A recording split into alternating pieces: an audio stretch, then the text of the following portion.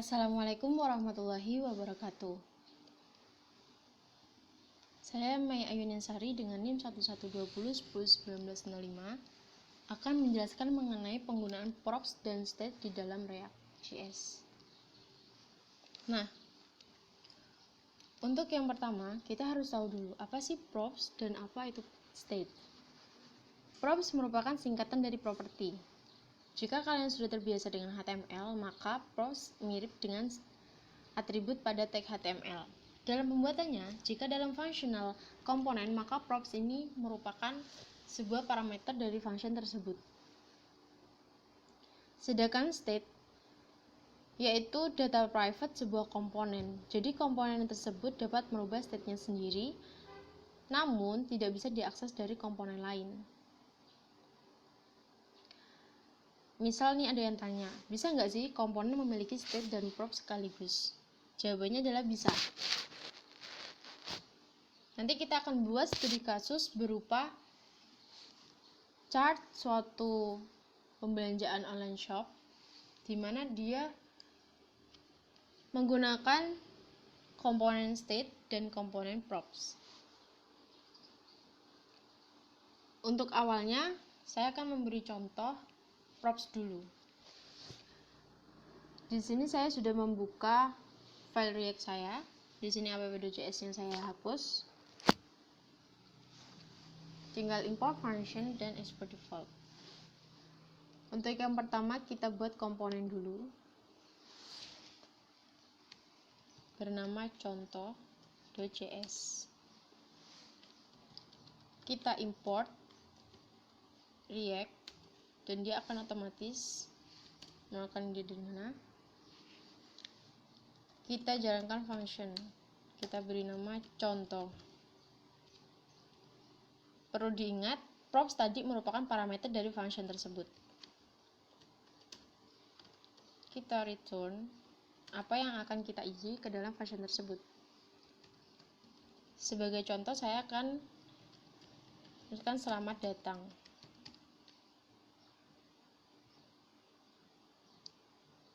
Dan jangan lupa untuk mengekspor default, di mana dia akan mengekspor dia sendiri untuk diproses ketika dia dipanggil dalam app.js. Namanya sesuai dari nama function dan dia harus diawali dengan huruf kapital. Agar bisa diproses, harus kita import dulu. Import contoh. Nah, dia akan otomatis mengimport function contoh yang berasal dari folder komponen yang bernama contoh.js. Kita panggil contoh. Nah, penggunaan props tadi apa? Karena props merupakan parameter, jadi variabelnya kita taruh di sini. Misal name. Karena kita akan memasukkan sebuah string, maka kita harus mengapitnya dengan tanda petik. Misal Dendi.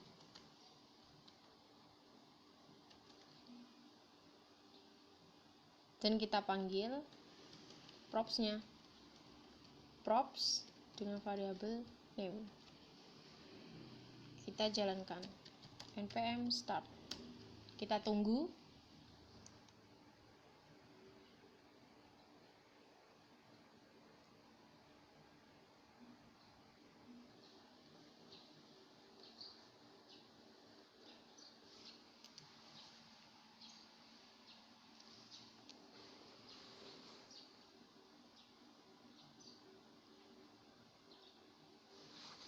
Jika kalian sukses, dia akan secara otomatis membuka browser dengan localhost port 3000.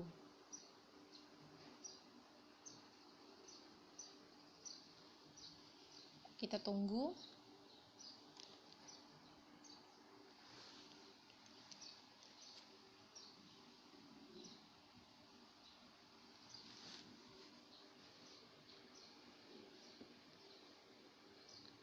Dia akan menampilkan ucapan selamat datang yang kita buat di dalam file contoh tadi.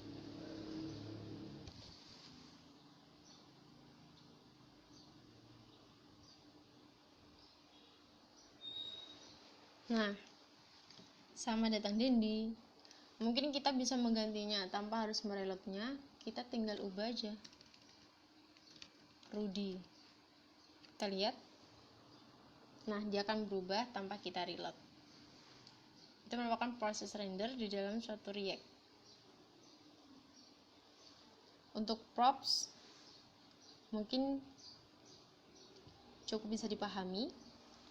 Kemudian langsung kita masuk ke studi kasus start. Kita buat komponen baru dengan nama file toko.js. Kita import function useState, dimana itu merupakan state di dalam React. Jadi akan otomatis karena dia berada di dalam React. Dia merupakan function bawaan di React. Kemudian kita buat function dengan nama toko untuk lebih mudahnya, atau terserah kalian mau buat apa.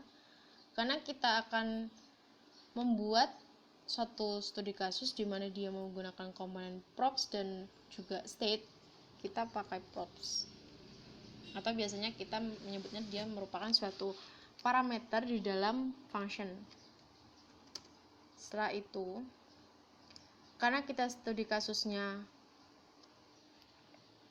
merupakan suatu chart, jadi pastinya ada angka yang merupakan angka awal atau data state awal dari suatu produk dan juga harga. Dan jangan lupa untuk mengekspor default toko agar dia berjalan.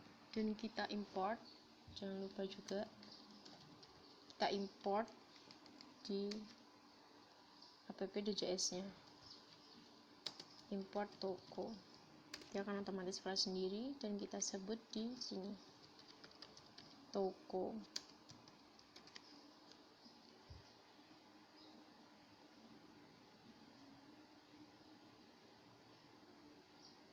Nah, dia akan hilang karena kita belum selesai kita memasukkan apa, dan dia hanya dalam function saja. Jadi kita lanjutkan. Kita ingat bahwa chart ada angka awal dan ada harga awal. Kita buat konstanta harga awal dan angka awal. Untuk yang pertama pastinya angka awal, angka dalam suatu pembelian. Set angka use state bernilai 1. Jadi angka awalnya yaitu 1. Nah, untuk selanjutnya ada harga. Set harga, kita beri nilai misal 125.000.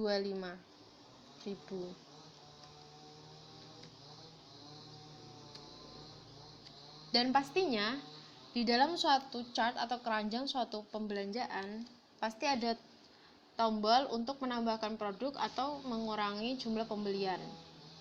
Untuk yang awal kita akan buat function untuk tombol menambahkan produk. Kita gunakan arrow function.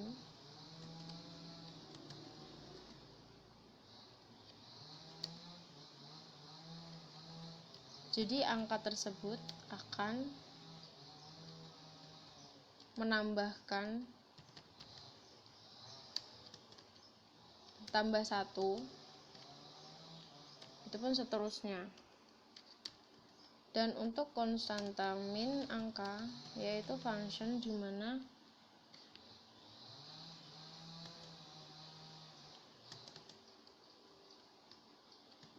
dia akan berkurang seterusnya. Jadi if angka awal dari jumlah pembelian yang ia pilih. Ketika angkanya lebih besar dari 1,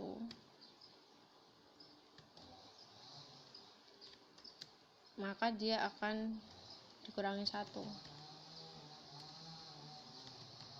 Angka min 1.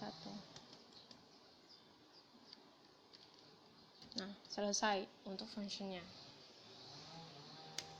Selanjutnya kita mereturn apa yang akan kita tampilkan ke dalam tampilan browsernya. Di sini kita pakai div. Untuk awal kita bungkus dengan div. Kita bungkus lagi dengan class name container untuk membedakan itu bagian kontainer, harga, produk, atau jumlah pembelian.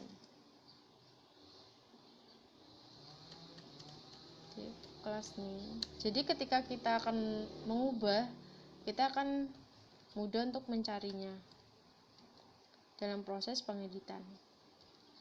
Di sini saya punya komponen dengan nama Coco format WEBP, yaitu gambar. Kita akan memasukkan gambar ini ke dalam browser. Kita masukkan image search. Karena dia berupa string, jangan lupa diapit dengan petik 2.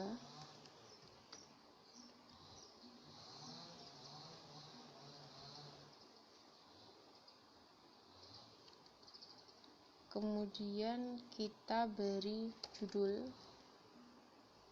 Di sini dengan contoh baju koko. Kita lihat. Nah, tampil.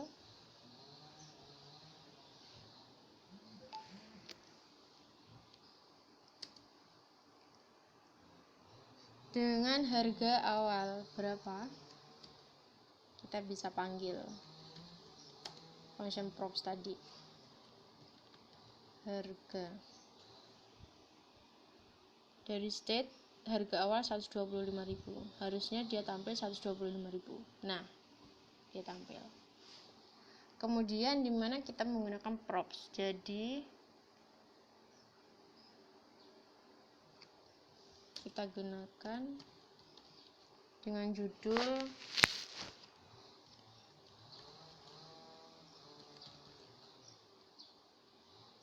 props name, misalnya sama ya, all shop.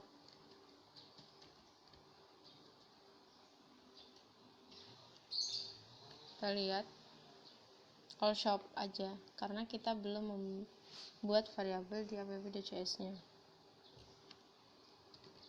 Name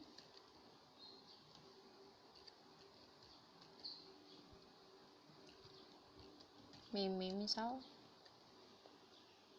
Kita lihat. Nah, jangan manggil. Agar kita tidak bingung, kita matikan dulu atau bisa dihapus juga boleh. Kita hapus atau kita matikan. Di sini saya matikan saja. Jadi nanti komponen yang ada di sini dia tidak akan muncul di dalam browser karena dia tidak dipanggil. Kemudian kita lanjutkan. Karena ini tampilannya di rata kiri, maka kita buat di rata tengah. Kita bisa menambahkan style. Style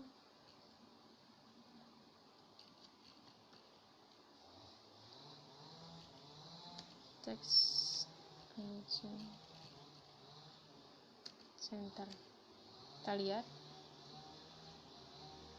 ada error, kurang petik.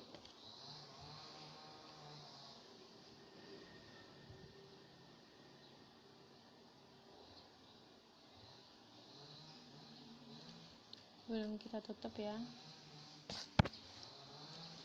Nah, dia akan rata tengah. Kemudian kita lanjut. Setelah harga awal, kita buat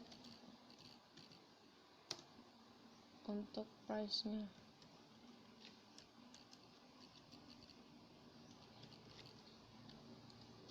Price, kemudian def untuk menampung jumlah pembelian,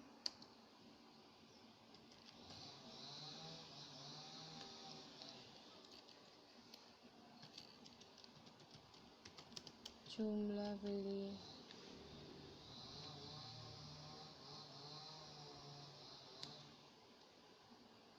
Kemudian ada button untuk mengurangi dan menambah produk.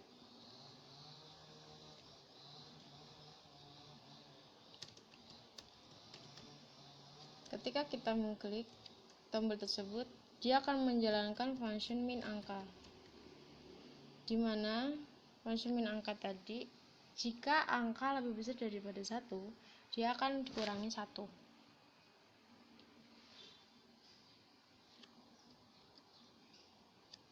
Min, kita lihat. Nah, kemudian kita kasih inputan, namun dia bersifat read only, atau dia hanya bisa dibaca saja, yang bervalue dari angka yang dipilih oleh customer. Input type text dengan value angka, di mana dia untuk state awalnya 1, class name input,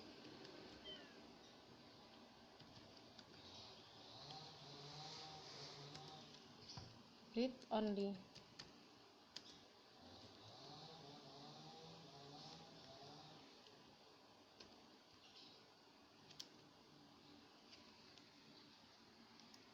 Nah, kemudian kita bikin button untuk menambahkan jumlah pembelian. Ketika dia diklik, akan menjalankan function plus angka. Nah, di sini kita tahu state awalnya 1, karena data awal yang kita pilih atau yang kita tentukan yaitu 1.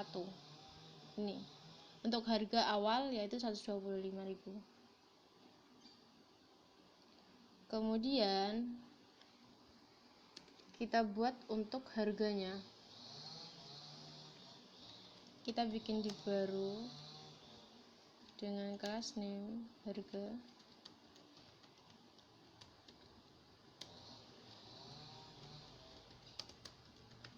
total harga.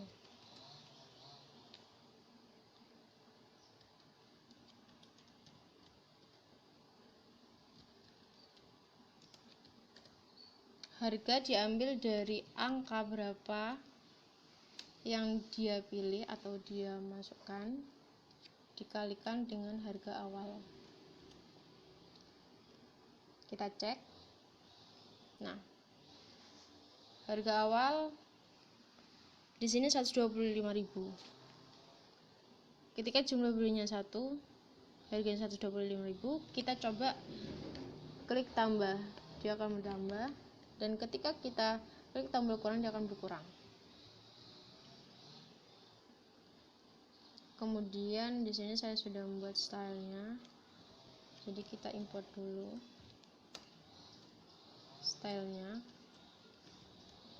dimana dia berada di folder komponen. Kita cek. Nah, dia akan berupa tampilan seperti ini. Nah, kembali lagi. Jadi ada berapa sih tipe komponen? Hanya 2, yaitu stateless komponen dan stateful komponen. Di mana stateless komponen contohnya seperti contoh.js ini, dia hanya memiliki props dan tidak memiliki states. Sedangkan stateful komponen dia memiliki dua-duanya. Dia memiliki state dan dia memiliki props. Pada umumnya untuk stateless seperti ini, dia dibuat agar lebih ringkas.